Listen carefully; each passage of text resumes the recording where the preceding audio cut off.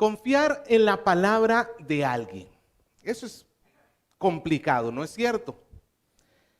Tenemos a todo tipo de personas diciéndonos todo tipo de cosas y la pregunta es, ¿a quién le creo? Por ejemplo, tenemos personas que nos hablan de extraterrestres y que han sido secuestrados por alienígenas y toda esta situación con respecto a los ovnis. Y otros tenemos por ahí que nos dicen que nos han estado mintiendo desde los tiempos de Galileo, que la tierra no es redonda, no es una esfera, que la tierra es plana.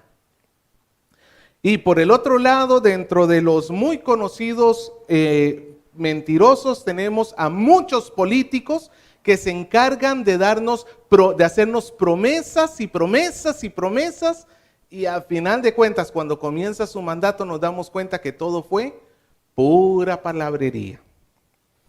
Vivimos en tiempos donde es muy difícil poder confiar en la palabra de una persona.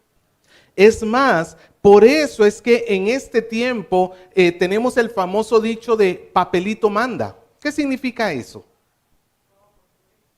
Ok, tú me puedes decir lo que quieras, pero en realidad, ¿a quién le voy a creer yo? Lo que está escrito en ese papel y firmado por ti.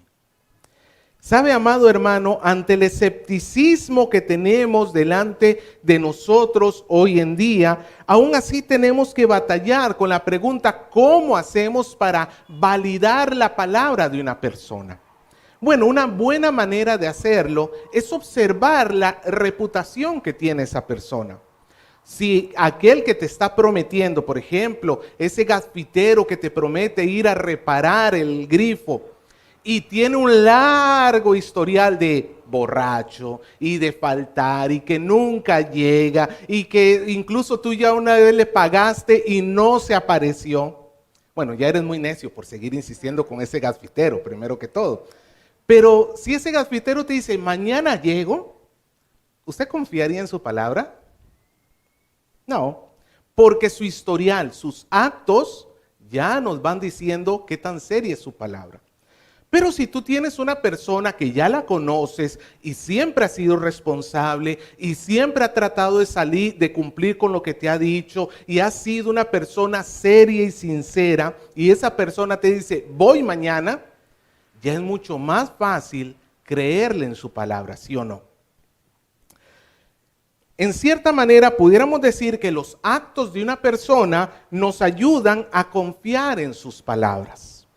De la misma manera, Jesús mostró a través de sus actos que su palabra es confiable. Hoy vamos a ver cómo la doctrina del Señor está basada en la autoridad de sus palabras. Y estamos viendo este pasaje que tenemos en Marcos capítulo 1 del 21 en adelante, que yo he dividido el mensaje en dos partes. Primero vamos a hablar sobre esa enseñanza que tuvo Jesús y luego sobre esa demostración de autoridad que también tuvo.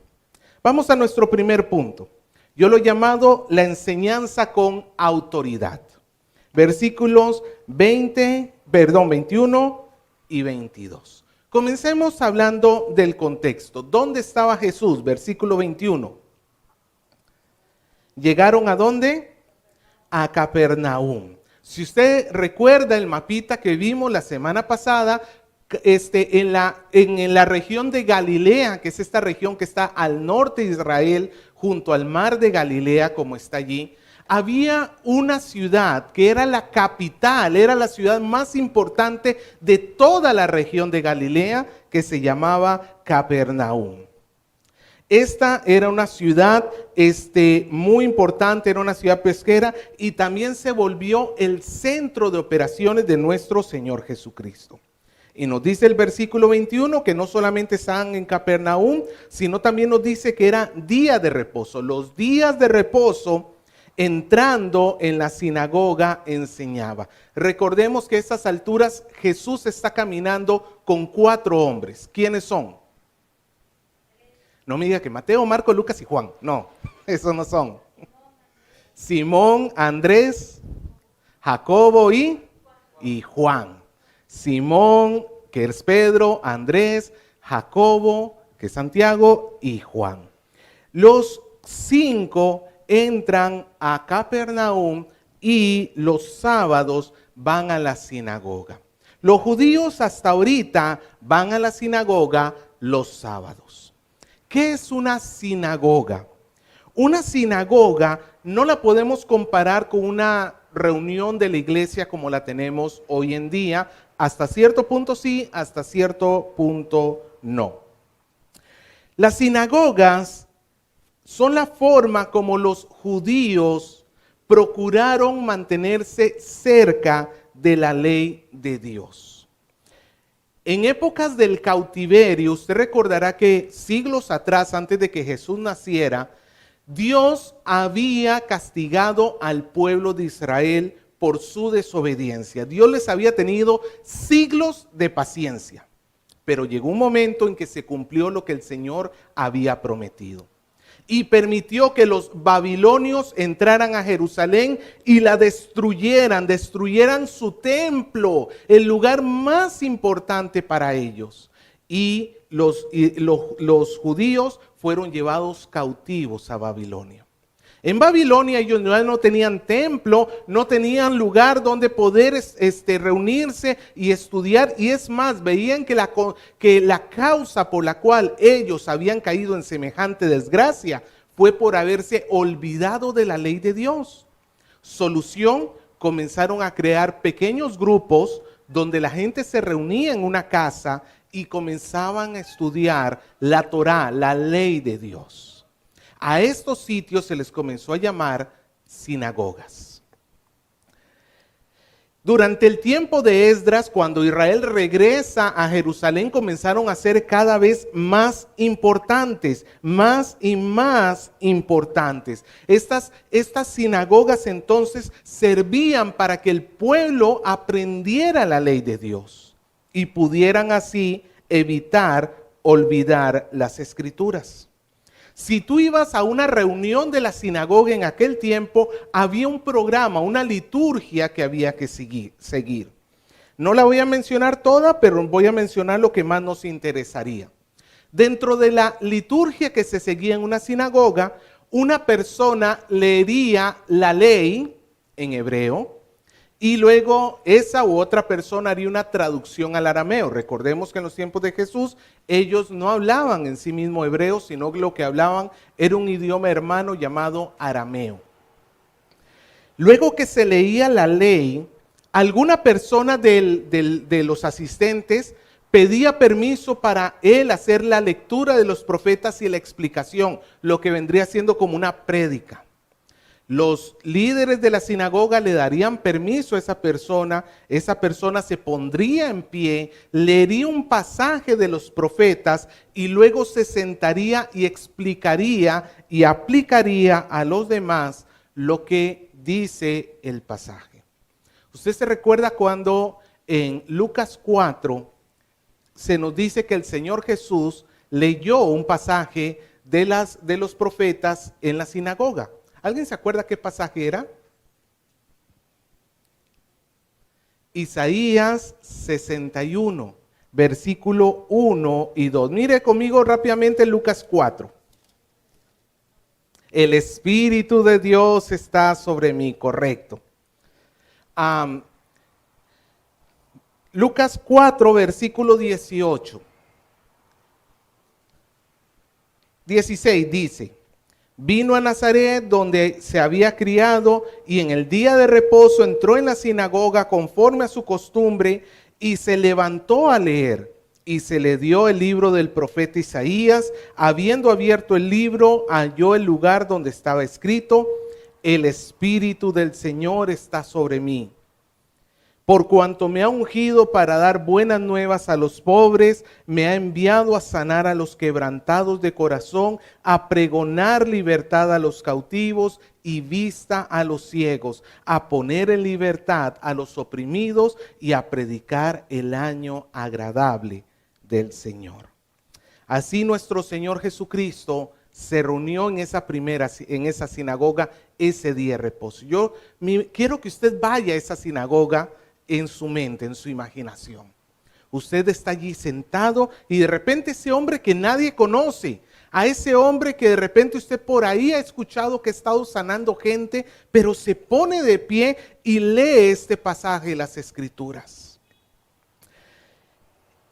Y comienza a explicarlo, comienza a detallarlo, comienza a aplicarlo a cada uno de los creyentes.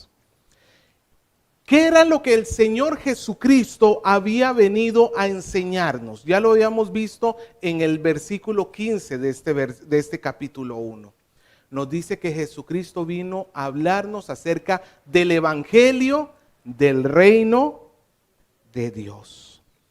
El propósito de Jesús era anunciar la llegada del evangelio del reino. Y esta vez, ¿dónde lo está anunciando? En una sinagoga. Sabemos que Jesús explicaba el evangelio de muchas maneras, ¿cierto? Él, por ejemplo, en ocasiones predicaría a la orilla del mar o predicaría subido en un monte, pero en esta ocasión, ¿dónde decidió ir a predicar? A la sinagoga. Esto es bastante adecuado, porque en la sinagoga, ¿quiénes estaban? Judíos que querían aprender acerca de la ley. ¿Sabe cuál es la mayor enseñanza que tiene la ley y todo el Antiguo Testamento? ¿Sabe de quién da testimonio la ley? Como dice Juan en capítulo 5, versículo 39, que las Escrituras dan testimonio de Él. Jesús utilizó la sinagoga para tener un acercamiento con las personas, para poder tener un ambiente en el cual pudiera Él comenzar a explicarles no solamente las Escrituras, sino cómo las Escrituras se cumplen en Él. Amado hermano, quiero que notes la inteligencia, la astucia en el buen sentido de la palabra de nuestro Señor Jesucristo. Él utilizó las reuniones normales de su cultura para poder hablar acerca de Cristo a quienes no le conocían, para poder instruir a las personas acerca del reino de Dios. Jesús utilizó los medios que fueran necesarios para que el evangelio del reino llegara a la gente. Y más adelante vamos a hablar un poquito sobre cómo podemos entonces nosotros hacer eso hoy en día. Pero en primer lugar vemos esta astucia por parte del Señor Jesucristo. ¿Dónde va todo el mundo los sábados? A la sinagoga.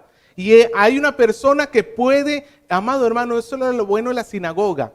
Cualquiera podía levantar la mano y pedir permiso para predicar ese día. Jesús aprovechó de eso, esa oportunidad, para poder dar testimonio de cómo las Escrituras se cumplían en Él.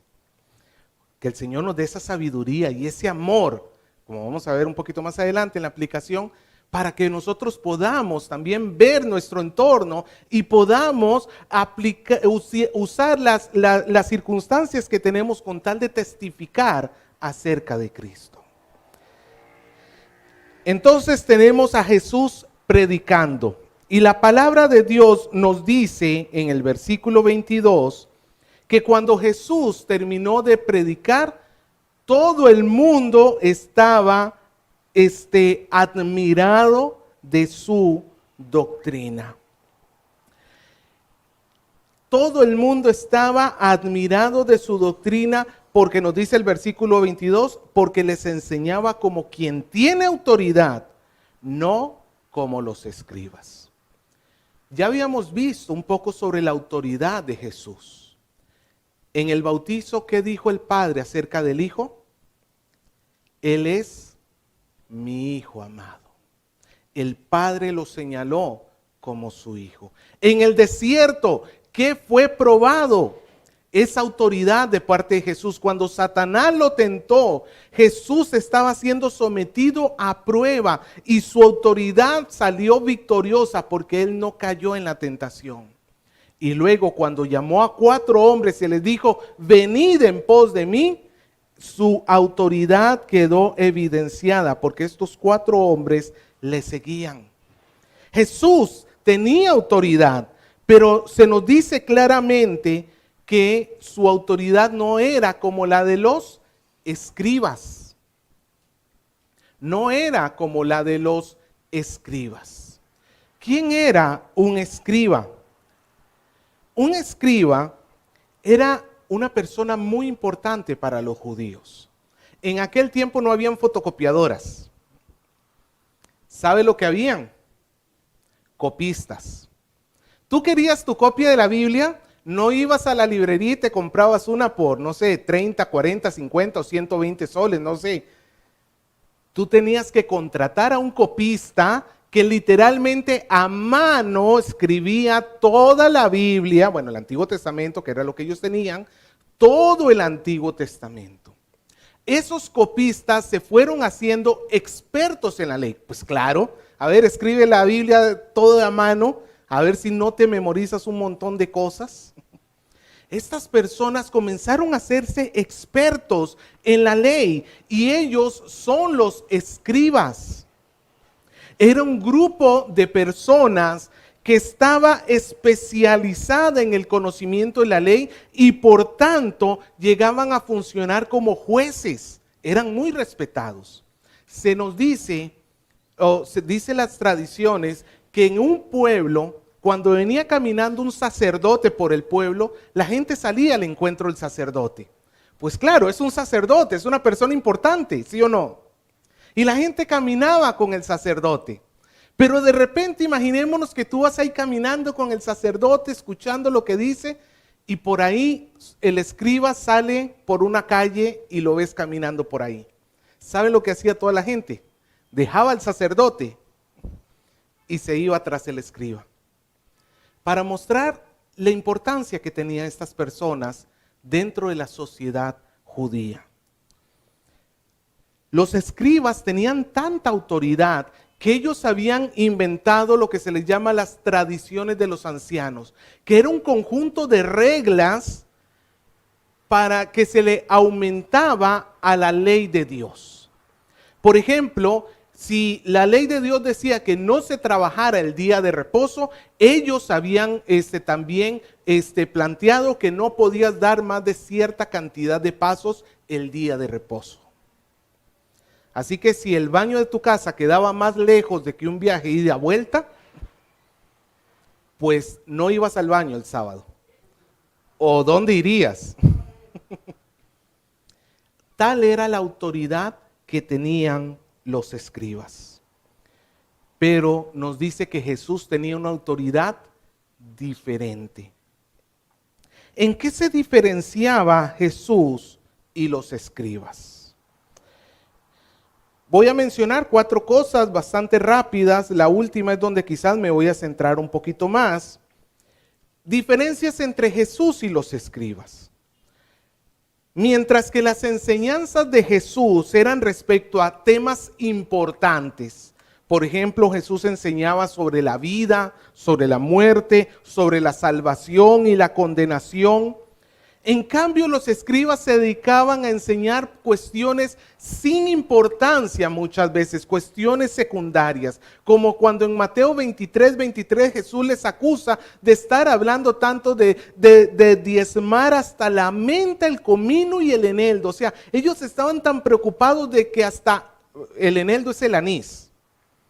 Tenías que contar aún los granitos de anís que tenías tú, y de eso sacar para dar, no era un producto industrial, no era un producto de granja, era un producto de consumo. Y se estaban olvidando de lo más importante de la ley, que era la justicia, la misericordia y la fe.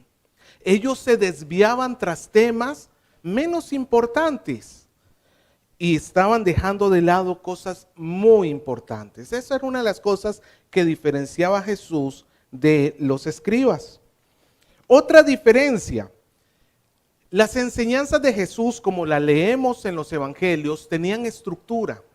Jesús no hablaba por hablar. Jesús tenía un propósito en sus enseñanzas, tenía una estructura, era una enseñanza bien hecha. En cambio, los escribas eran conocidos por divagar. Ellos comenzaban a hablarte de una cosa y luego podían salirse con otro lado y brincar para otro tema, y la cuestión es que nunca llegaban a ningún sitio. Otra diferencia entre Jesús y los escribas. Mientras que Jesús tenía un verdadero interés y mostraba verdadero amor a la gente que se reunía con él, los escribas eran conocidos por ser egoístas. En Marcos 12, más adelante dice que los escribas eran conocidos por querer la adulación de los demás. Claro, es que imagínate, viene todo un pueblo tras de ti, háblanos, dinos. Pues el hombre se sentía la última Coca-Cola del desierto. Pero también se nos dice que ellos devoran las casas de las viudas con el pretexto de hacer largas oraciones. Hermana, vamos a orar, pero primero mi lonchecito, por favor. Y más tarde, ¿sabe qué, hermana? Seguimos orando, pero sírvame la cena, por favor. Y así iban aprovechándose de los bienes de las viudas con tal de hacer oraciones. Pero sobre todas las cosas, la mayor diferencia entre Jesús y los escribas radica en su autoridad como mensajero. Los escribas eran conocidos por enseñar lo que otra persona enseñaba. Otro rabino. Ellos, por ejemplo, te podían decir, y el rabino tal dijo tal cosa, y el rabino tal dijo tal cosa, olvidando de lado la ley de Dios. Ellos se centraban en lo que otros habían dicho. Cuando en Juan capítulo 8, versículo 26, Jesús dijo, lo que yo he oído del Padre, esto hablo al mundo. Mientras que los escribas hablaban lo que otros hombres habían hablado, ¿qué nos hablaba el Señor Jesucristo? Lo que el Padre había hablado. Amado hermano, entonces lo que tenemos acá es que estos hombres se admiraban de la doctrina de nuestro Señor Jesucristo, porque ellos estaban literalmente escuchando hablar al mismo Dios. Cuando Jesús hablaba, ¿quién hablaba? Dios. Estas personas dice que estaban admiradas. Y esta palabra admirada en español suena como cuando un padre ve a su hijo hacer algo bonito y dice, wow, estoy orgulloso de mi hijo. Esa no es la mejor palabra para traducir aquí, admiraban. Admirar acá significa estar perplejo. Estar en shock, literalmente fuera de sí, con temor y con asombro. Es estar impresionado a un punto que te quedas inmóvil, que no puedes siquiera dar un paso. Usted se recuerda que esto ya sucedió alguna vez, cuando en Éxodo Dios reúne a todo su pueblo al pie del monte Sinaí y les dice los 10 mandamientos. El pueblo logra escuchar con sus propios oídos la voz de Dios. ¿Y cuál fue la reacción del pueblo? Le dijeron, Moisés, por favor, anda tú y habla con él porque nosotros no queremos volver. Fue tanto el temor que causó en ellos el escuchar la voz de Dios que le dijeron, Moisés, tú sé nuestro representante. Algo así tenemos aquí, amado hermano. Tenemos a unas personas que están escuchando nada más ni nada menos que la misma voz de Dios. Y ellos quedaron en shock. Quedaron en shock. Pero la historia no termina allí. Vamos avanzando. Vamos a nuestro segundo punto, que yo lo he titulado la autoridad de la enseñanza. Nos dice en el versículo 23 que había en la sinagoga de ellos un hombre con espíritu inmundo. Un hombre con espíritu inmundo, de en medio de la congregación, de en medio de la sinagoga. Uno que de repente nadie sospechaba, de repente se levanta y comienza a dar voces. Esta persona, sin querer, esta persona va a ser uno de los que va a recibir el favor de Dios. Lo interesante es que esta persona no dice que tenía un espíritu malvado. que normalmente en otros pasajes de las Escrituras habla sobre espíritus malos. Marcos hace referencia a que era un espíritu inmundo.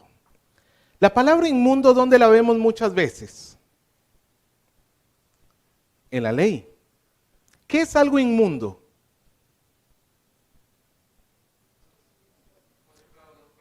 Algo que no está puro. Algo, por ejemplo, si fuera comida, no se podía comer. Cuando una persona tocaba algo inmundo, esa inmundicia lo contaminaba. Y al contaminarlo, lo hacía separarse del pueblo. Una persona inmunda no podía estar con el resto de las personas. Era separada, era alejada por estar en una condición de inmundicia.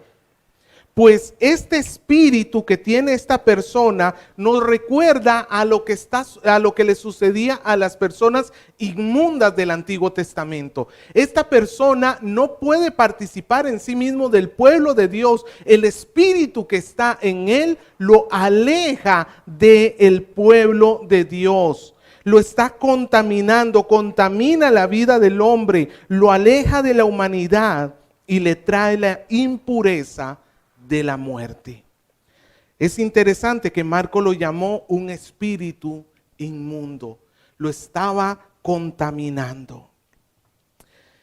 Y lo más asombroso es la declaración que da el demonio. Mire el versículo 24. El demonio dice: ¿qué tienes con nosotros, Jesús Nazareno? Has venido a destruirnos. Sé quién eres. Eres el Santo de Dios. El demonio primero pregunta si Jesús viene a juzgarlos, porque ciertamente Dios va a juzgar a los demonios. Y este demonio estaba preguntando si ya era la hora. Pero más importante de eso, me gustaría que viéramos la parte final de las palabras del demonio. ¿Qué fue lo que dijo acerca de Jesús? Sé quién eres. ¿Y cómo le llama? El Santo de Dios. Lo curioso es que en el Evangelio de Marcos encontramos 3 veces en que los demonios llaman a Jesús por sus títulos divinos. Aquí, empezando, en el capítulo 3, versículo 11, vamos a encontrar que un demonio le dice a Jesús: tú eres el Hijo de Dios. En el capítulo 5, versículo 7, otro demonio le dijo: Hijo del Dios Altísimo. Y aquí, donde estamos leyendo en Marcos 1, le llama el Santo de Dios. ¿Qué significa el Santo de Dios? ¿Qué es el santo? Nosotros asociamos la santidad inmediatamente con pureza moral, ¿no es cierto? Una persona que no ha hecho nada malo. Y es cierto, en el sentido moral, Jesús es el santo, porque nunca pecó. Pero esta palabra, el santo, también significa algo que está más relacionado con lo que tenemos acá. Santo en la costumbre judía hablaba de una persona o de algo que se separaba para una función en particular. Ya lo hemos visto. Cuando, por ejemplo, a un rey se le ungía y se le separaba para que esa persona fuera rey. ¿Cuál iba a ser la función de esa persona? Rey, ¿cierto? Él iba a gobernar, él iba a reinar. En ese sentido, esa persona se santificaba, se separaba del grupo para que tuviera una función en específico. En ese sentido, santo está muy relacionado con el término Cristo en griego o Mesías en hebreo, que significa ungido. Una persona ungida era una persona separada para una labor especial. Y pregunto, ¿el demonio estaba mintiendo acerca de Jesús? Es interesante que hay personas que ni siquiera creen lo que, o sea, el demonio dice: tú eres el santo de Dios, y otras personas dicen: no, Jesús no es Dios. En otras palabras, están peor que un demonio. Están peor que un demonio. Hasta los demonios entienden mejor quién es Jesús. Como habíamos leído en Lucas, Jesús dijo, el Espíritu de Dios está sobre mí por cuanto me ha ungido. El demonio estaba reconociendo a Jesús como el Santo de Dios, pero eso no significaba que lo estuviera haciendo de una manera adecuada. No piense usted que aquí hay un demonio convirtiéndose. No piense usted que este demonio estaba reconociendo y rindiendo su vida a Jesús como usted o como yo lo pudimos haber hecho. Este demonio estaba simplemente identificando a Jesús como su enemigo. Estaba reconociendo que Jesús era aquel que él no quería ver, aquel que él no quería tener delante, porque los iba a destruir. Jesús era reconocido por este demonio. ¿Y cuáles fueron las palabras de Jesús hacia el demonio? Versículo 25, sigue hablando de mí. No, ¿qué le dijo Jesús? Cállate y sal de él. Alguno preguntará, pastor, ¿por qué mandó a callar el demonio si estaba diciendo la verdad? Bueno, no se nos dice una razón exacta. Le pongo 3 razones por las cuales Jesús calló al demonio. En primer lugar, porque los demonios no eran testigos autorizados por Jesús para dar testimonio de él. El Padre testificó del Hijo. Él había llamado a estos 4 hombres juntamente con después los 12 apóstoles en global para que dieran testimonio de él, pero él nunca llamó al demonio para que diera testimonio de él. Él no estaba dispuesto a que los espíritus inmundos dieran testimonio de él. En segundo lugar, porque todavía era muy temprano en su ministerio. Y si la fama de Jesús se levantaba a una manera indebida, los judíos podían venir y lo podían matar antes de tiempo. Y Jesús durante todo su ministerio buscó evitar confrontaciones cuando esas confrontaciones podían llevarlo a una cruz anticipada. Entonces podemos suponer que también lo mandó a callar porque no era el momento todavía para tal confrontación. Pero en tercer lugar, y creo que es la razón más importante que tenemos acá, él calló al demonio para demostrarle a los demás la autoridad que tenía sobre los demonios. Amado hermano, que una persona le hable a Satanás, le hable a un demonio y lo calle, y este demonio, así no quiera, le obedezca, muestra mucho acerca de esa persona. Nos dice el versículo 26 que el espíritu inmundo, haciendo su pataleta, haciendo su reclamo de que no le quiere obedecer, dice que le sacudió con violencia y aún utilizó sus cuerdas vocales, dice que gritó a gran voz, pero en última instancia, ¿qué hizo? Salió. Y en el versículo 27 nos dice que ¿qué pasó con todos? Se asombraron. Otra vez tenemos una reacción parecida a lo que vimos cuando escucharon a Jesús. Mire que ellos primero al inicio de la reunión de la sinagoga escucharon a Jesús. ¿Y qué fue lo que pasó con ellos? Quedaron impactados. Ahora, ¿qué están haciendo? Están viendo, ojo. Están viendo y nuevamente quedan impactados. Cuando estos hombres quedaron en shock de nuevo, ahora se dicen, ¿qué es esto? ¿Qué nueva doctrina es esta que con autoridad manda aún los espíritus inmundos y le obedecen? No me voy a detener tanto en el show que montó el demonio, sino que quiero que veamos lo que significó para los asistentes a la sinagoga. Ellos no dijeron, ¿qué es este poder que le manda que con autoridad manda a los demonios? No, ellos dijeron que es esta doctrina. En otras palabras, ellos dieron autoridad a la doctrina que ellos habían escuchado en la enseñanza de Jesús a través de la liberación del demonio. En otras palabras, cuando vieron el milagro de la liberación, dijeron, lo que este hombre nos habla es real, es verdadero. Amado hermano, estos hombres pudieron comprobar que Jesús es verdaderamente quien dijo que era, porque él podía hacer algo que ningún hombre podía hacer: mandarle al mismo demonio y que este demonio saliera. Desde la antigüedad, los milagros confirman la identidad de los mensajeros de Dios. Eso sucedió con Moisés. ¿Se acuerda de todos los milagros que hizo Moisés? Las plagas en Egipto, el milagro de la división del Mar Rojo, el maná, los codornices, el agua de la roca. ¿Para qué Dios hizo tantos milagros a través de Moisés? Para confirmar que Moisés era su mensajero. Ahora que estamos leyendo el libro de Reyes, vemos milagros de Eliseo, primero de Elías y luego de Eliseo. ¿Para qué hay tantos milagros de Elías y de Eliseo? Para que el pueblo entendiera que Elías y Eliseo, ¿quiénes eran?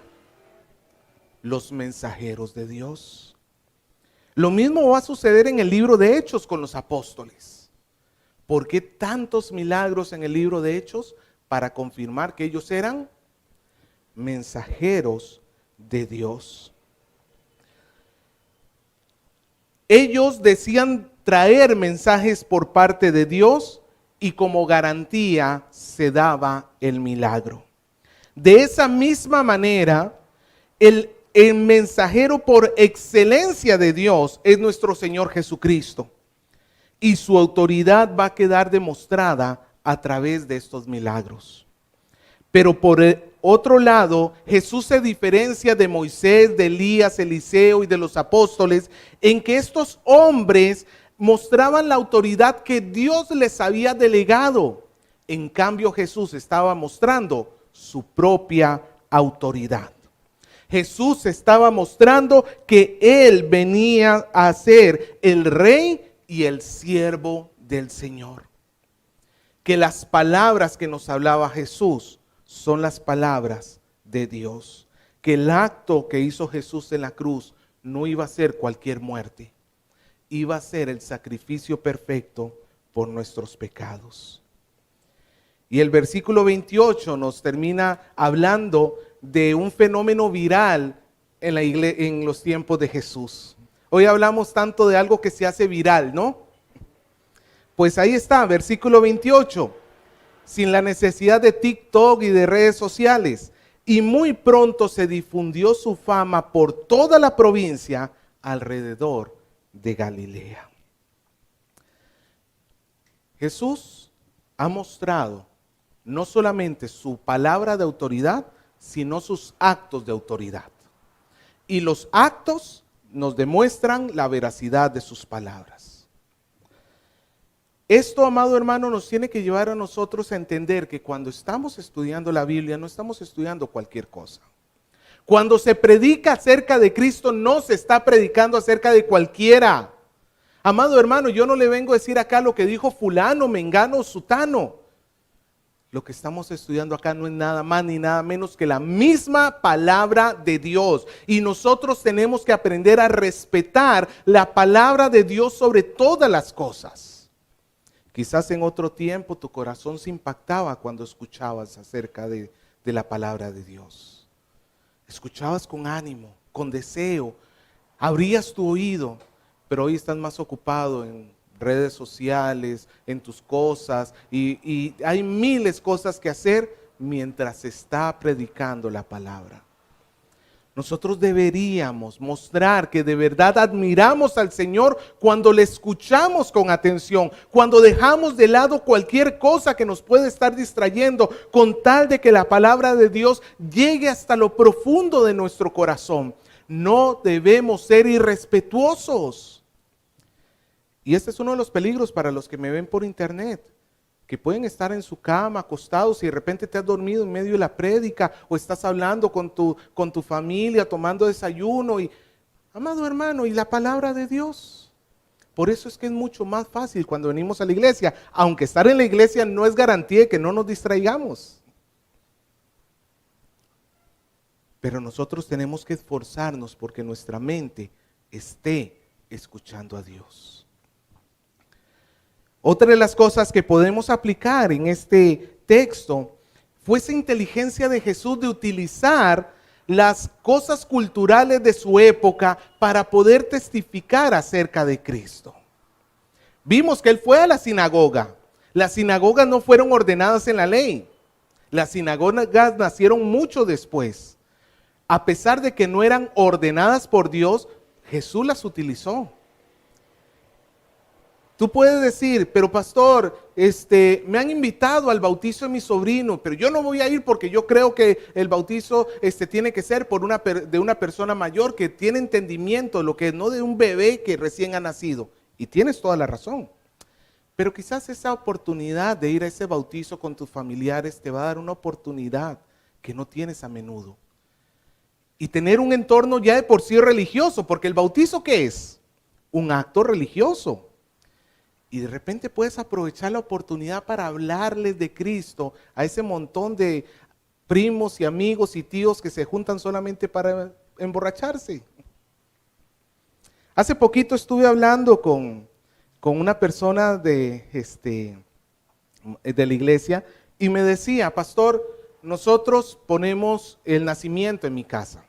Acá en Perú eso es bastante normalito, aún dentro de los cristianos. En Costa Rica poner nacimiento es casi que poner un cuadro de la Virgen María en la casa. O sea, es algo que no lo haces nunca. Acá en ese sentido somos mucho más comprensivos. Y no está mal poner el nacimiento. Entre tanto que obviamente no lo uses como un instrumento de adoración. Pero esta persona me dijo algo que me agradó mucho. Me decía, yo cuando pongo el nacimiento, pongo a mis 2 nietecitos que los tiene chiquitos y les explico toda la historia de la Navidad a través de ese nacimiento. Amado hermano, eso es justamente lo que quiero expresarles. Utilizar las cosas que tenemos en torno nuestro para poder testificar acerca de Cristo a los demás. Usa la Navidad, usa la reunión, usa las redes sociales, usa todos los medios que tengas con tal de dar testimonio acerca de Cristo. Nosotros, amados hermanos, gracias a Dios que no vemos tales milagros. Yo no sé qué hubiera hecho usted de ver un endemoniado poniéndose de pie y haciendo tal show. Esos milagros en gran manera quedaron restringidos a los tiempos bíblicos porque eran formas de autorizar al mensajero. Nosotros ya tenemos el mensaje autorizado. Y todos los mensajeros ya están en la presencia de Dios. Así que todo que quiera ser mensajero hoy tiene que tomar la Biblia y explicar la Biblia. Nada de nuevas revelaciones, eso ya no existe. Pero gracias a Dios que nosotros ya tenemos la Biblia con nosotros. Gracias a Dios que ya tenemos el mensaje completo y seguro. Amemos las Escrituras y confiemos en la autoridad de Jesús. Ese que liberó al endemoniado es el mismo que te puede sostener en medio de la crisis que estás viviendo. Y no digo que seas un endemoniado por aquello. Pero es que si Jesús pudo mandar al demonio y que saliera de él, ¿qué hay difícil para él? De lo que estás viviendo, ¿podrá o no podrá? Ahora, también recuerda que el propósito de Jesús no es hacer tus deseos. El propósito de Jesús es que tú aprendas a caminar en Él. Y quizás esta prueba que estás viviendo va a servir para que aprendas a ser paciente y a depender de Él. Así que, amados hermanos, nosotros no dudemos de la autoridad de Jesús. No es que Jesús se olvidó de mí, no. Es que Jesús tiene su autoridad y yo le sirvo a Él, no Él a mí. Yo tengo que aprender a vivir para Él.